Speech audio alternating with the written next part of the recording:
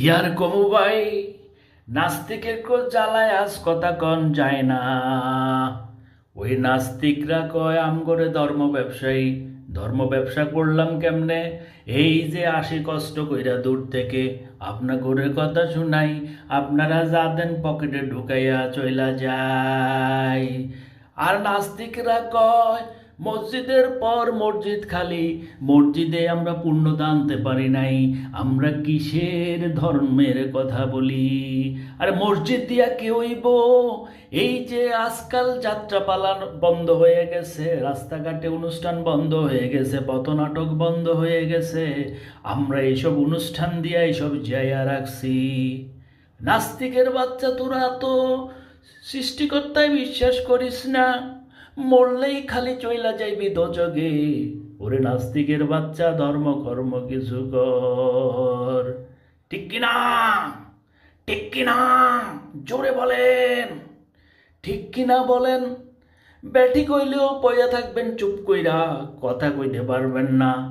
আমরা অনেক বড় বড় ডিগ্রি লয়ে আইছি, ওয়াজ করতে এমনি আই নাই। ব্যস্ত নিশ্চিত করতে হইলে দান খরাত করতে হইব।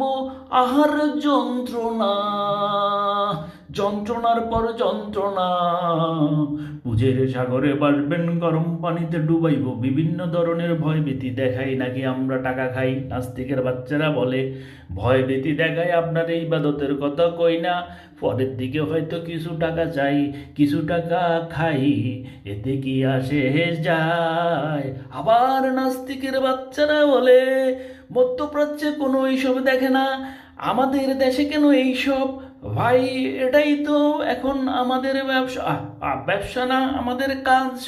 আমরা খাবো কি?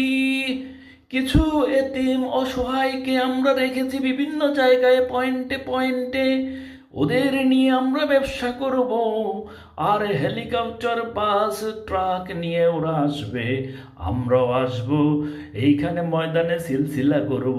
সিলসিলা মানে হুদাহুদি, চিল্লায় আমার পকেট হইব গরম গো। ঠিক না বলেন? এখন আমাদের টার্গেট হয়ে গেছে রাজনীতি, ওইখানে যাইতে হবে। আবার নাস্তিকেরা বলে আমরা মুনাফিকি করি। মুনাফিকি হইল কেমনে ভাই? আমরা তো ক্ষমতায় যাইবার চাই, আমরা ধর্ম কায়েম করো। মসজিদে পূর্ণতা আনতে পারি নাই, সেটা কোনো ব্যাপার না, রাষ্ট্রের মধ্যে পরিপূর্ণ কইরা ফেলামু।